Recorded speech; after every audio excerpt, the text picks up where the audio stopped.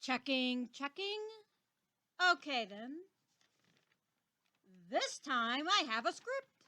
I deleted the last video on the unfortunate realization that I was not mentally well enough to actually put that up. I may have accidentally revealed a lot more, and that was something I was well aware enough to actually do. So, with that said, I decided to take a moment and actually write down a few facts. Let's see if I stick to them. With that said, let me do a few checks. Checks.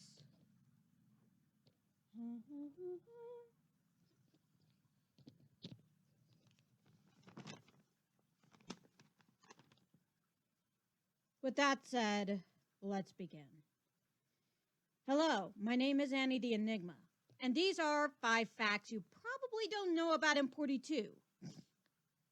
Since the other video got deleted, I did upload a history version of Dimension 561 as a whole, since I'm quite well aware that I was gonna actually, work on this. But if you'd rather put me on mute, that way you can look at all the images I've worked on, I will give you a forewarning. I still have yet to return to the main story arc, since it's gonna take me some time to actually work on that.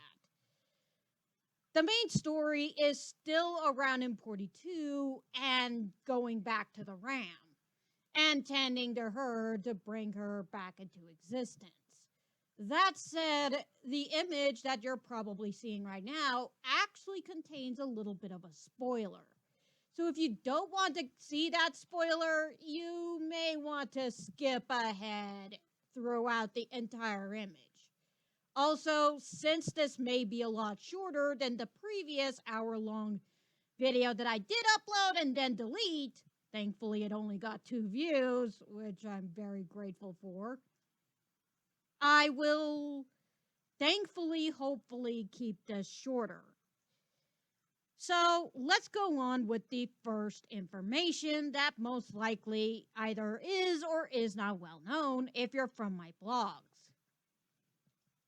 Again, all of these images are in order, and I am currently working on yet another image that I'm hopefully going to include a lot more characters in, but most of them are in the background. Also, for information on that, the reason why I'm doing all this is so that I can clean up my computer and save all those images to a USB drive, because my computer is unfortunately acting up. I have to save all those images to a new USB drive and then delete them. So, yeah, I've got to do this prompto, or else I am going to have some issues in the future or near future. I've been working so hard on a lot of these images since I broke my leg back on October 5th that I've kind of been going a bit overdrive on my latest image, and currently have 100 images so far of the up image. Well, the image I've been working on as of late. Everything from working on Importy 5 to the background characters to even Salu and Jasmine herself have been taking up a lot of room on my computer. That's why I wanted to get this video right now done. So let's skip all the formalities and get right down to fact number 1. Importy 2 has taken a lot of forms in the multiverse and in his lifetime. His first form or first lifetime was actually Goofy from an alternate of Disney. For those who don't read my blogs or probably know that I've actually caught up on a few of them, Goofy was actually his first lifetime, where he wanted to be a guard and go on wild adventures. Unlike the Goofy from our timeline, this version of Goofy wanted to go on adventures with his son. God dang, it's flu season. So, after this time, he actually went on other dimensions afterwards, after his death, to actually be certain versions of Sonic the Hedgehog, among other things. Now, before I go on, for those who don't know, yes, Importy 2 is Mark Kelnor. You know, Mike Kelnor's brother. I'm pretty sure that a lot of people have liked that one story that I wrote of Keanu's as, again, revealed is the Overseer. I'll get to his updated bio in a minute, because I've got to update that bio. He's still a dick.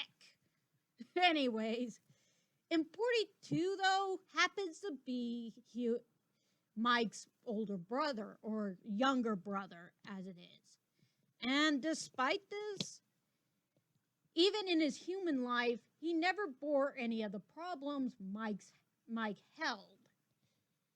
As a human, though, Importy 2 had a lot of, let's just say, good things in life handed to him. He was a police officer. He was a good person. He became the best there was. However, when it came to his older brother, things just never worked out. Though this was predominantly because he could never do his best to understand what his brother was going through. He did try his best to take care of him, but due to all the problems from the divorce of their parents, among other things, the two just ended up never seeing eye to eye.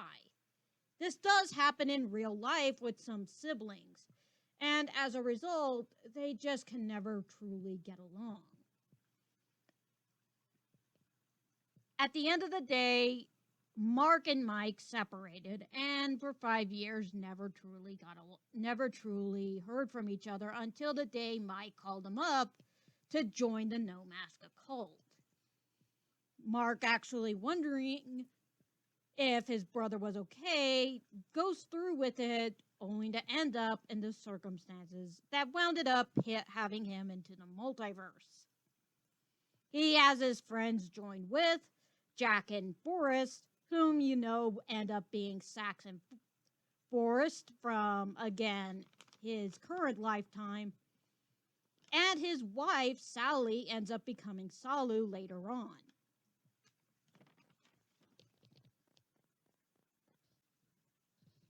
No one actually knows that Mike is actually conducting an intense plot to actually have revenge on the No Mask cult.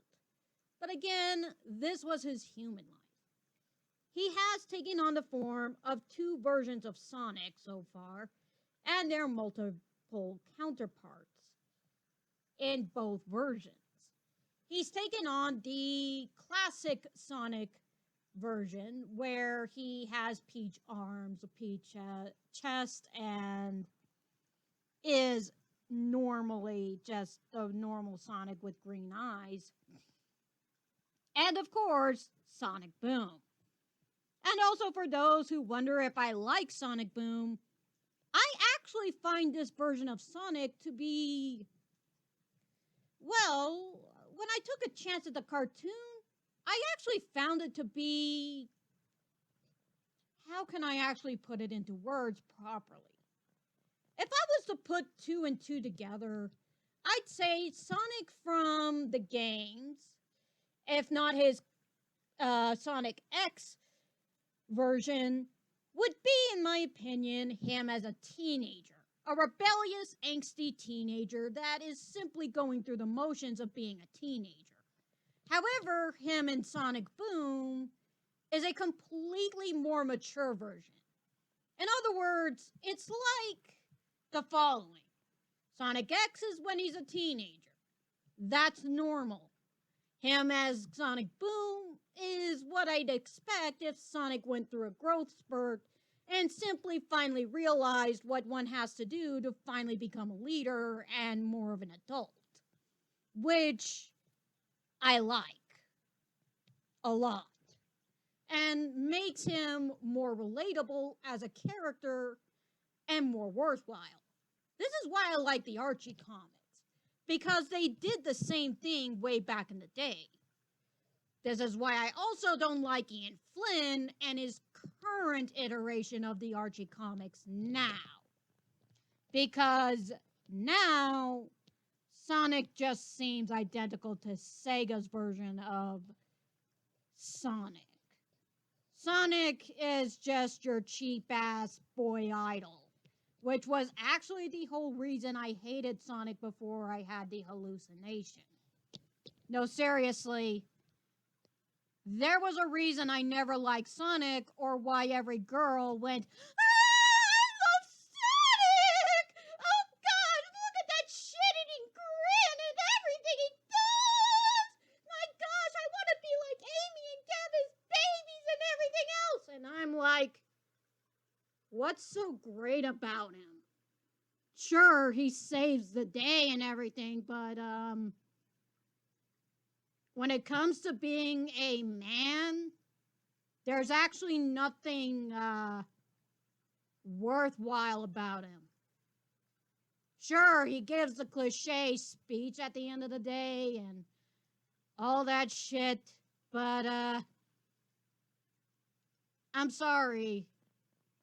I'm gonna look at Sonic Boom Sonic and go, look, Sonic actually has character. He has dorky mannerism. He has actual anger issues. He gets frustrated. He gets upset. He actually loses. He actually has problems. And I'm like, I just slapped the microphone.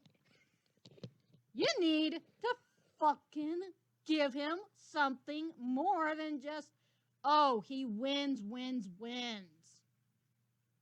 Ah, fuck me in the anus.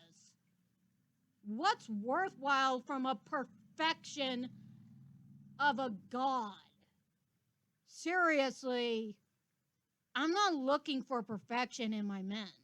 And I never have. That's why I hated Sonic, and in fact would rather go with Knuckles. Knuckles never always won. But then when I had the hallucination and found out he came from the Archie comics back before it got rebooted, I was like, wow, you actually show more emotion than, hey, look at me, I'm an optimistic guy who just always wins and gets what I want and blah, blah, blah. You actually got sad at something I said. You actually get upset when I say something rude. You actually get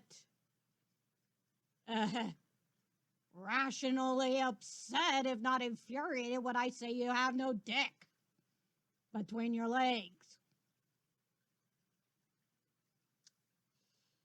Almost makes you seem like you're real. And that's why I started liking Sonic.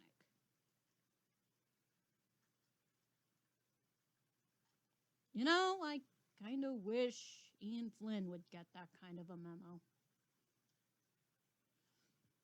Because, looks like his comics are kind of dying.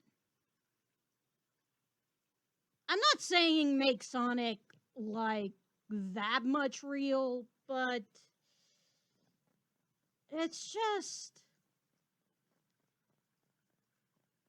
I feel the same about Amy Rose. Changing Amy Rose till she's like Sally, yeah, I don't like half the things Ian Flynn does. I may not read the comics, but I do read the original Archie comics, and I'm like, I like where all these characters go and what they do, and I try to develop them. I try to at least work what I do so that characters have emotions, they react right, even if I suck at what I do. And having, even with 2, when he turns into Sonic Boom, I'm like, you know, you're kind of attractive as Sonic Boom. Because you act like an adult. Even when he turns back to his normal Sonic form, I'm like, huh? Even back then, you acted a bit like an adult. And it's kind of weird, even if you were a bit of a flirt. And yes, I have mentioned it numerous times in my stories. 2, Forrest, and Six, all 3 had a tendency to flirt with all the females I made.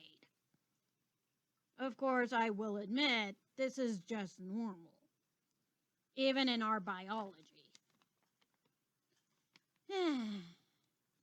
Strange, isn't it? However, other lifetimes, 2 has actually lived, back on point, if I could stop shitting on things for 2 minutes, is 2 has actually lived the life of Papyrus. Actually, in the first dream where it was revealed that 2 can go completely anthro, 2 was living life as Papyrus or taking the form of him. However, when he transformed back, he kept the red scarf and fully revealed from then on out that he would be keeping the red scarf. This was an interesting thing to note, because it was from then on out that I began to wonder, why was he keeping the red scarf? Turned out he left the red scarf completely coded into that lifetime, and it was left there for him to retrieve, mainly because of his brother being Sans. And we all know Sans is a very interesting character in the Undertale franchise. Continuing on, another lifetime he's actually lived is the 10th Doctor. 2 is actually a Time Lord within the franchise. And as a result, he can take on the form of a doctor from the Doctor Who franchise. This goes the same for females within the series, and they predominantly take on female doctors. However, I am going to state my dissatisfaction with the BBC and how they portrayed women. I'm sorry, BBC. Women do not at all act like that. And I would hate to have my female doctors whatsoever act like the 13th fucking Doctor. This is why Nayu, Salu, and any other female character that has been classified as a Time Lord will fucking never act like the 13th Doctor. Whatever you say, Chibnall, fuck off. You touch my characters, I fuck you. Okay, no, never mind. I look at your face and I'm like, no, I'm not touching you. No, everyone, don't listen to that phrase. I know I say that word a lot, but you know what? Cut that phrase out. Let's think of a more proper phrase.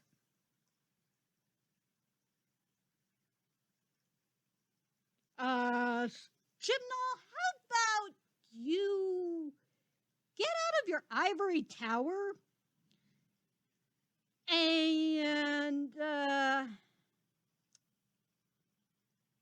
how about you go get out of your ivory tower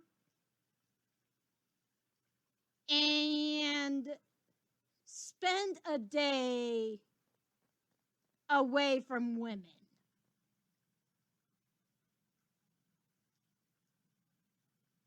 And stop drinking the damn soy. Because you're not attractive at all. Period. God damn it, am I throwing an accent in there? Shit. No, he's doing something else. Okay, I was about ready to ask her. Okay. Anyways, I ain't touching that one.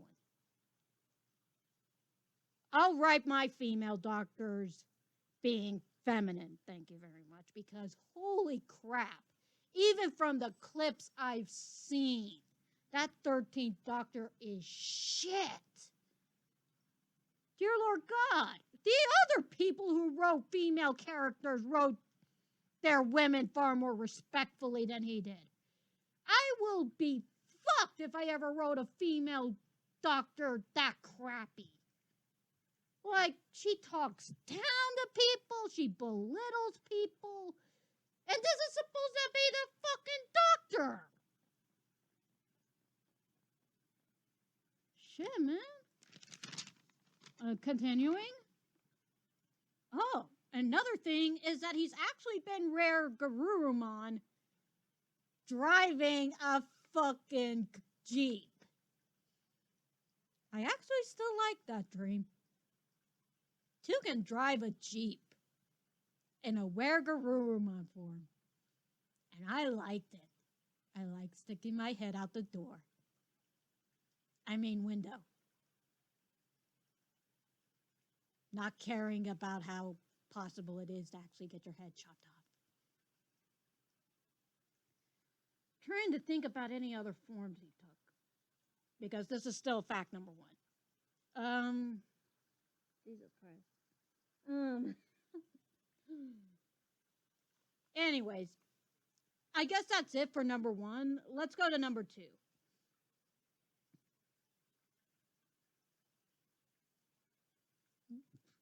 Oh, yeah. Let's go to fact number two, and that's his attire. Now, while I do have it that one of these days he will be wearing pants and formal attire, as he'll probably be the first to actually wear a shirt, even though it'll technically be a vest, of the male characters, hopefully beating Kionos, even though that's an impossibility. Two does wear a scarf.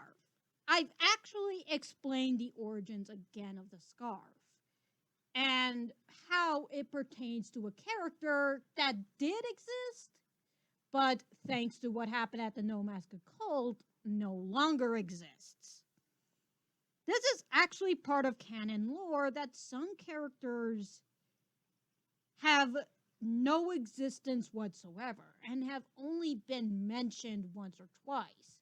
How one of them was in particularly Two's childhood hero, but thanks to what happened, got completely wiped from existence to the point that nobody knows who, what, when, where, or why he existed. I think the term in particular is called, oh god, I actually can't remember what the term is, but it is one that does exist. In the past, it was used to completely wipe people away from existence completely, even though there are ways to actually remember, because historical context and everything, we can't completely eradicate people from history forever. However, the No Mask Occult actually found a way of erasing someone completely from existence to the point where no one at all recollected it. Two alone was the only person who did, and actually found a way to keep the scarf in existence, which is why he keeps it on him at all times and does anything and everything to keep it, well, in existence, including keeping it on him and as well as when off him in a particularly special dimension that keeps the scarf around. There is actually no other way of keeping the scarf in existence, as it's part of a person who isn't supposed to exist at all. The special part of all this is the implied notion that some people simply cannot exist anymore, or never did at all, especially since the entire multiverse has been reset multiple times with said person no longer existing or haven't existed at all, with this only artifact being the only notion that maybe they did exist, with Two being the only person to keep it around. That's actually a kind of interesting thing I've often thought about. What if someone did get erased completely and the entire multiverse got reset to the point that that data was no longer there? But this is the only piece of data that is left of them. How would you keep that data alive?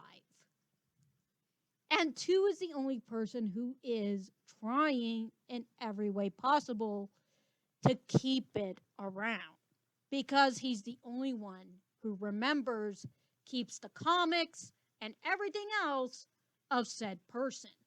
There are still several blog stories dedicated to how much Tu wants to keep the memories alive. But again, there's not much there. This is probably a horrendous reminder that no matter how much time passes, all things must fade and eventually go away. Eventually, some things get forgotten. But while they're still around, you must treasure them as much as you can. On to fact number 3. Now, this one's probably going to be a long one, so excuse me real fast. Alrighty then. So, this one's going to be a doozy. But before I go on, let's actually do a break. I know. It may be worth it. So, intermediate, let's talk about Kionos' profile and update it real fast. As most people know, the last time I talked about Kionos, I talked about him being Ascension. However, if you read some of my stories, you know that's actually quite untrue. It turns out Kionos is much higher. Much, much higher. However, even with that said, Kionos does have notable weaknesses. Like I said before, Kionos happens to be a human. His real name as a human is Mike Kelnor. As I had revealed in the story, he happens to actually be autistic. However, he may be the actual overseer. By the way, I did actually take some notes from some stories from Mark Twain, as well as a few other things. So please keep a few of these notions in mind. I don't particularly study the Bible that often, nor do I study a few other things in particular order. So when I do take them in reference, they're not all the time there, as I'm not a complete Christian anymore. That said, you may notice some references here and there. That said, let's go on. Now, here's something that I do believe comes from one of Mark Twain's books. And that is the fact that to a god, we should be no more than ants to him. Well, I decided to take this notion to an incredibly even higher magnitude, in which I thought, if we are no more than ants, and we live on a small bubble of an orb, and yet the multiverse is even bigger than us, but what about the other dimensions and who creates them among so many other things? I decided to magnify this so large that essentially Kionos is nothing more than a husk of what he is. Now, the one problem I had with it, and it should be a major plot hole that you're probably noticing too, is how does Kionos exactly control it?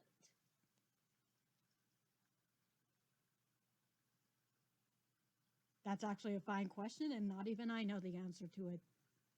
This just comes from my dreams.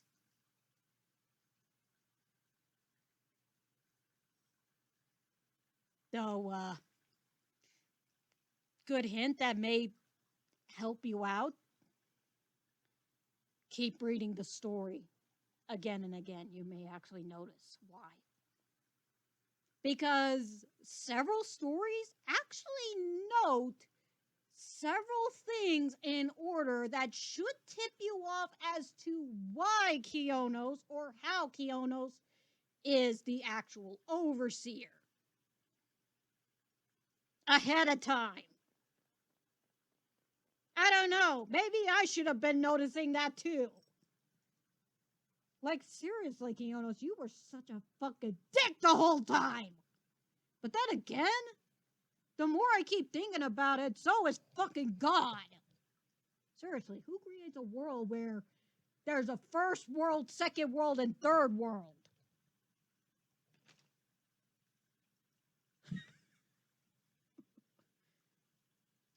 That's cynical. Continuing, though,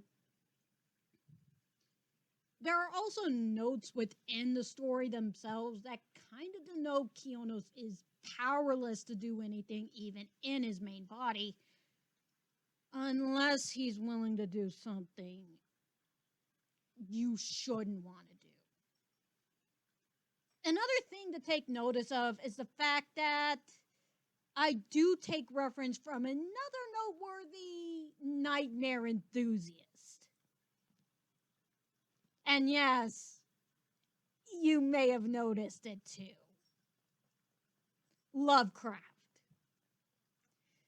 Now, yes, I don't exactly partake in everything Lovecraft, but I did take notice enough to realize he was religious.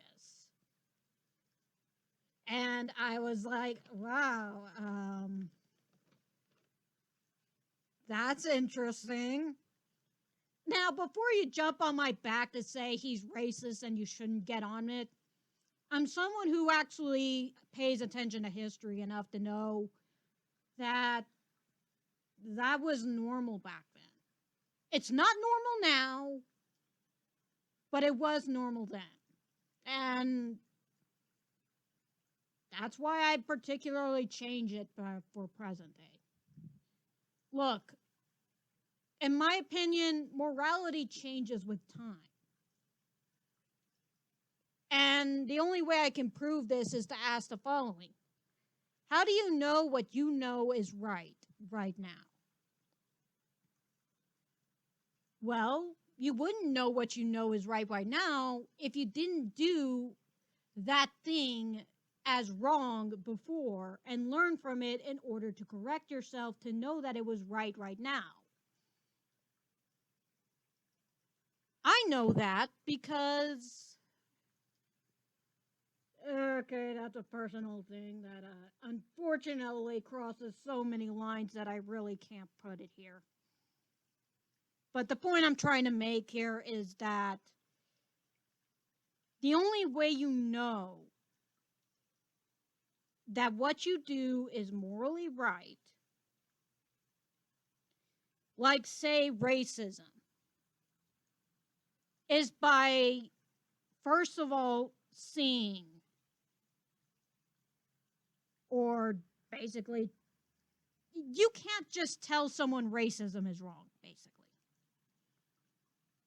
If you just say that, it won't hold any weight against someone who's never had racism in their life. Now, if the person experienced something or even, well, okay, let's not put that in there. Let's put something like, okay, I'm trying to, because I don't want to put the life experience I put on, because that's, I'm going to be crossing way too many, even worse boundaries than what I'm putting on. Oh, God, how do I explain this?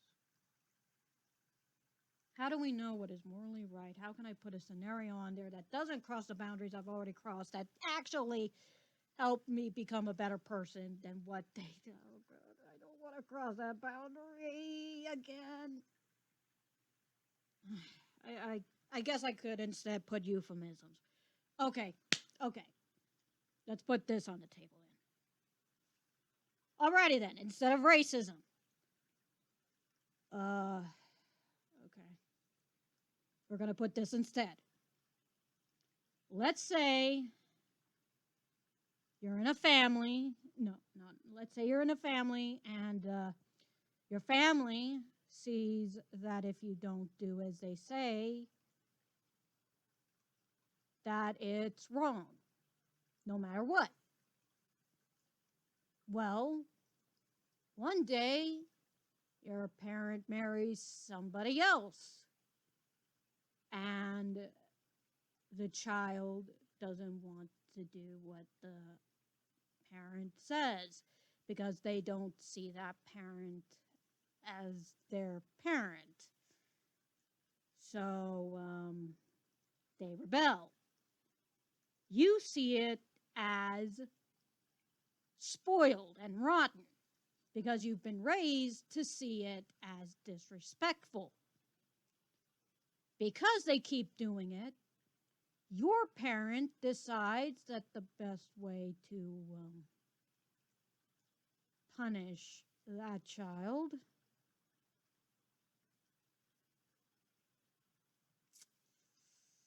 is to take that child and put them in the bathroom and do very terrible things to them that mentally scar them for 2 years from ever taking a bath again.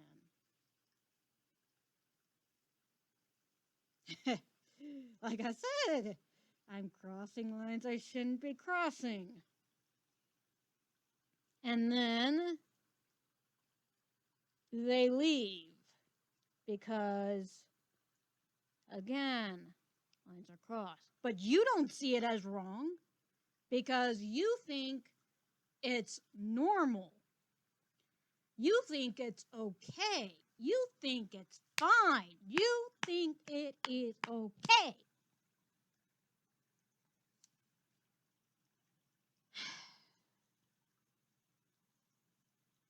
So at what point do you actually look back and actually see that as immoral?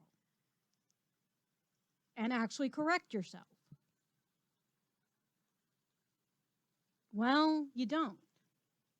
Until one day you're pressed and you eventually have a hallucination and then you leave. I only realized this situation was bad 3 years ago and questioned it. See, the reason why I throw morality out there as often as I do, and that you have to question it. You can't just throw racism is bad out there. You can't just throw sexism is bad.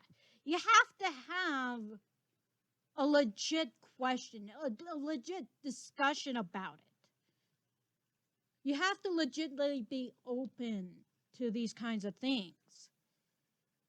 When I finally talked to somebody and legitimately discussed it, even with myself, I finally thought and realized, holy shit, that is screwed up. Now, when I look at Lovecraft, I'm like, back then, it was normal. They didn't discuss it. They didn't talk about it. They didn't see it as wrong. And nowadays, though, we see it as wrong because we finally talked about it. We finally had a discussion. We finally went through it. We finally see it as what it is. That's my point. That's the point I want to make about this. Morality is when you finally take the time to consider and think about it, whether or not it's right or wrong. Nowadays, I know what happened was wrong. Nowadays, I know why racism. No. I always knew racism was wrong, okay? Seriously, you should know. Anyways. Continuing. With Keonos, though, I really had to think deeply about it. And while he is the overseer, you're gonna find out quick, if I could ever get back to the main series, that he's not as powerful as you may think he is. He is still the overseer by default. But he's got a lot of weaknesses on him.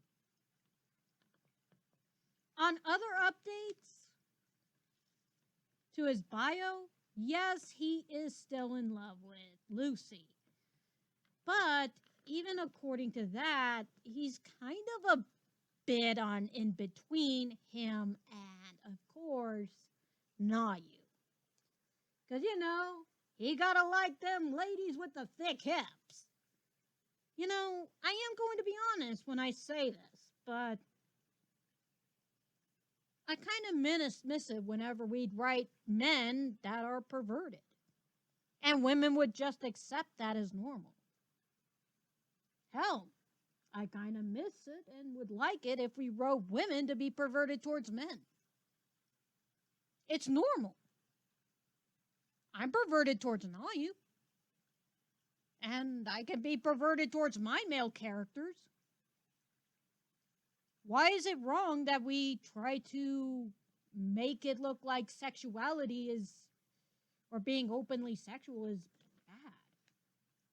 bad? Okay, maybe I'm going too far, but I think I'll end it here.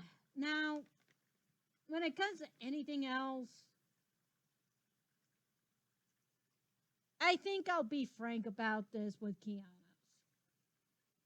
He may have had a lot of development and all that stuff. But, again, I'll reiterate one last time before I end this. He's still a dick. Continuing. So, let's go back to Importy 2. Now, let's talk about his abilities and powers. If we're just gonna stick to his main form, he is a Time Lord and thus has similar abilities to one. The ability to basically foresee the future and know how to manipulate it to his ability. But within the multiverse, it's needed that he has a Saiyan Lord with him in order to foresee the future with. Now, on his basic form, or even his full anthro, he has basic fire powers like Wing Flame, which shoots fireballs from his wings, and that's his basic favorite. And Flaming Wing, which shoots flamethrowers from his wings. He also has the ability of Supernova Flame, which, again, can shoot even higher intense flames from his wings when he's in his Ascension form. This one you may have to look up yourself, though, because I keep forgetting the damn name of his attack when he's in his Ascension form. However, when it comes to his Crest of Friendship actually allows him to turn completely metal, and will have metal bands around his wrists, ankles, and even chest, allowing him to shoot torpedoes at his enemies and lasers from his eyes. And again, metal around his wings, which allow for even, again, intense attacks. This can forego his ability to go Ascension, though. But there is one weakness to this. As I've stated multiple times, he doesn't often use his crest, as it unfortunately weighs him down intensely. This, unfortunately, is a detriment to him. 2 is incredibly fast and doesn't like being weighed down this much. Unless he intends to train in it, so that he can, of course, be ready for an upcoming battle, 2 will not use his crest. But if he trains in time, he will have similar to the same speed as in his normal form. I always make it a duty to assure that any Importy will have to require training to keep up their abilities and skill. And with 2's crest, it's the same. 2's crest requires him to routinely stay in shape, if not even more, so that he doesn't end up being bogged down. While his crest required does give him increased speed, increased strength as well as flame, he just simply hates using it when it forces him to stay still. And against any opponents, this does prove harmful to him. Two's other abilities, if not skills, include him being able to cook well. This was a talent he picked up from Nayu, though, as well as being able to open a bar in 561 for others to enjoy, which his wife and even son have now tended to. Two also knows how to play chess, paint, as well as do some other skills around 561 during the 4-year separation. He figured out how to actually learn how to tend to fields so that the others could actually feed themselves. As during the 4-year separation, I couldn't actually tend to the fields myself or grow them for the Importies to eat from. So Importy 4 and the other Importies had to figure out how to grow food or even tend to growing animals and the like for the territorials to eat with, so that they wouldn't constantly get attacked to the extent that they did. Two had to really take on the role of a leader during this time, so he had to learn new skills along the way. Finally, what are Two's weaknesses? Because the fifth one is actually going to show something interesting. Two's family line. Now, Two does have a predominant weakness, which is why this is going to be very short. Everyone probably knows that Two has a weakness to water, which would lead many to ask, why does he handle Salu if she's a water flying type? Good question. And that relates to a story that I once made for him. The story of how he met his future wife, Salu. One day, while actually tending to the dimension, Two ended up being distracted by a newcomer dragonfly. Dragonfly happens to be Salu's adopted brother. Both are, again, territorials who are the last of their kinds from their dimensions. However, Dragonfly wanted to prove that he was the fastest around. So he tricked Two into following him outside the dimension to where Salu and her pack was. However, this was only a ruse. Dragonfly actually wanted Two to become the new leader to their pack instead. And Salu took an immediate interest in Two, seeing as he was again a fire type and very attractive. Salu back then actually had a personality very reminiscent to Amy Rose, and very much caused Two to sneeze all over the place because of how allergic he was to water.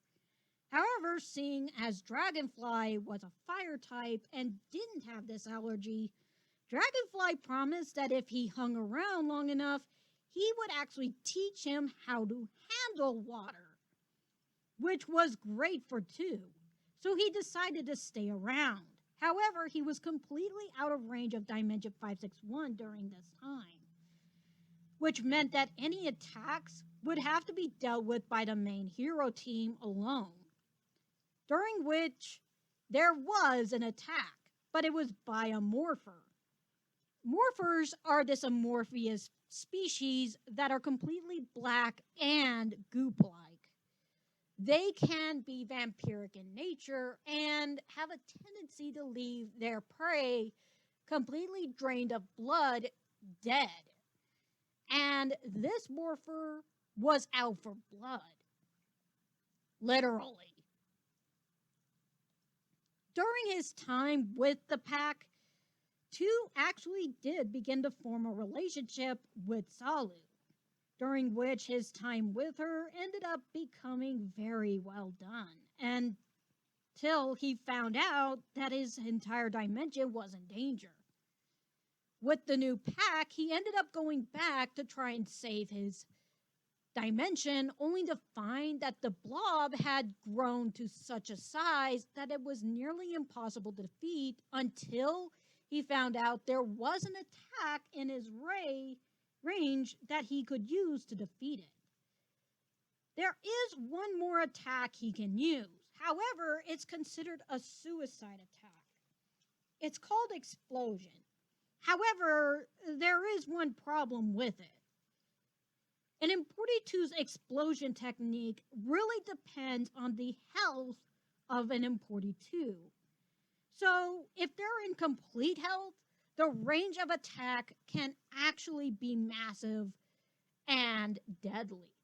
But if they're low on health, it could be little. The other problem with this attack is that, like an explosion technique from an electrode in Pokemon, it again affects the bearer. It can leave them dead. 2 was willing to make this sacrifice again to save his dimension, and was nearly left dead for it. Luckily, this was around the time when I could heal my Importies with ease, and thus brought him back to good health expertly.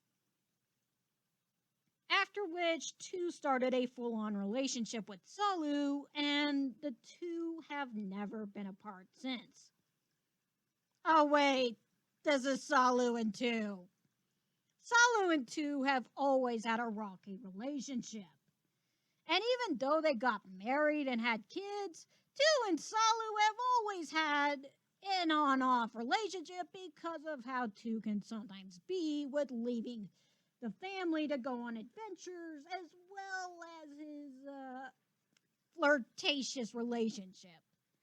Zalu eventually changed her personality rationally to a Sally personality because of the fact that she really didn't like how often he'd flirt, and her oncoming role as the leader to the Multiverse Hero 2. She ended up leaving her pack, and her pack eventually disbanded once they realized they had a new home here in Dimension 561. Now, yes, I actually do remember most of their pack, which had a kangaroo, a poodle, and a few other characters, but I may have to do major redesigns on each of them, because their drawings are unfortunately in my college art books, and I don't know where those are. Dear Lord God, what would a kangaroo Importy look like now? I do remember Poodles, who was the very Importy that was going to die, but he didn't have much character outside of nearly being dead and being old. But that's pretty much it. Finally, for the end of this, I do have one final fact, and that is Importy 2's family line as it stands. As you can see, Importy 2 has a lot of kids, grandkids, and great-grandkids. Yep, that's a lot.